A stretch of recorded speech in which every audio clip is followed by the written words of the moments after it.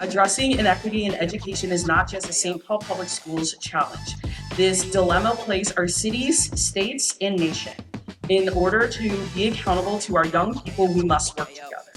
The dream of Beyond Our Walls evolved from a collaborative brainstorm with the goals to provide a forum for all stakeholders to increase their understanding and practice and build on principles of collectivism and addressing issues of inequities. St. Paul Public Schools created the Beyond Our Walls Equity Summit truly to call in the community for a dedicated space where the work continues. Everyone in the community is welcome to the event. The Beyond Our Walls Equity Summit is an opportunity for people to come and connect with each other while they build their knowledge base. And so after a day of learning about topics that people are passionate about, they walk away also having made connections to organizations and people who might be helpful to them or who are doing work in the community valuable to the overall goals that we have in SPPS. Youth Ambassadors is a student equity development and leadership program.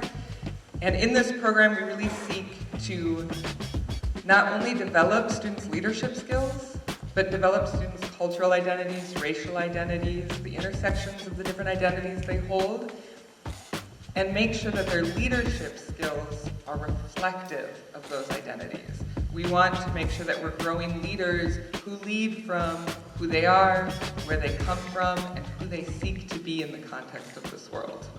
The experience of being a youth equity ambassador changed me in ways I didn't expect.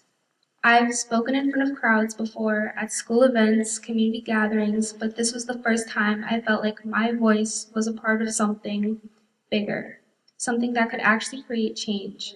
As I've connected with my peers in this role, I've come to realize that this platform is not only a place to critique the flaws we see in the world around us, but also confront the ones we carry within ourselves, those that are easy to overlook and those that often go unaddressed.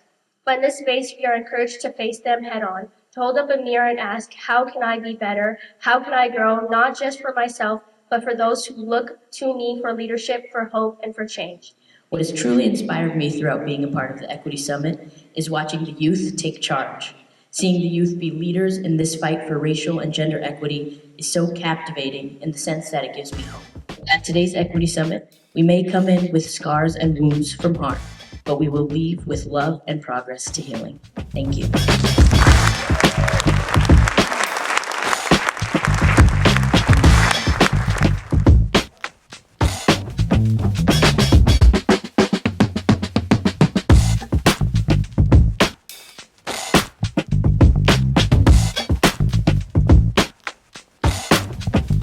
Sessions are done in groups, so usually you have 2 to 3 partners. I have 2 other partners. We chose the topic together. We're all women of color, and we decided to talk about the sexualization of women of color in today's society, and we chose that just because it's impacted all of our lives. My session is about, I'm working with my partner Amane, we're talking about the immigrant experience because we are both first generation students and of that sort kind of demographic, and a lot of people in SPPS can relate to that experience and the mental impacts of that and the financial aspects of it all. So there are lots of struggles that come with it, and just kind of shedding light on that experience may make someone else feel visible. So the topics that me and Salma chose is stereotypes in educational systems, and it really brought a connection to me because I grew up with immigrant parents.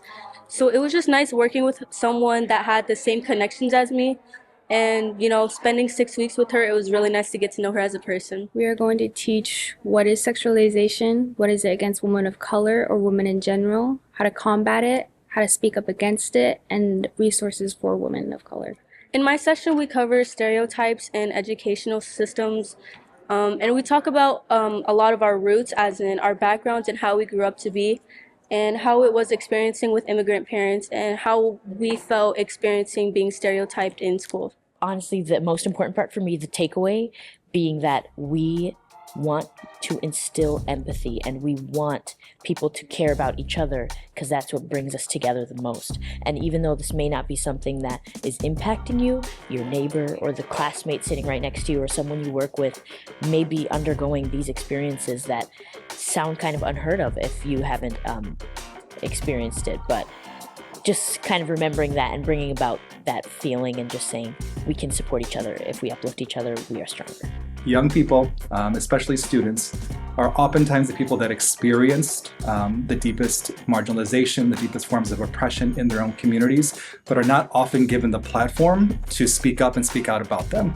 So decisions are made about young people by adults, but don't commonly ask young people to move alongside us as leaders to help us push against systems of oppression, to help disrupt them, to help have challenging conversations about them, because of a wide variety of reasons that include the belief that young people don't have importance in these conversations when actually they should be at the center of them. I think they come out knowing that who they are and all of their identities is important and is a central part of who they are, and that brings them strength and joy and power. The knowledge that not only am I important, but I have the leadership ability now to lead others, and understanding their own importance is a central part of what we do.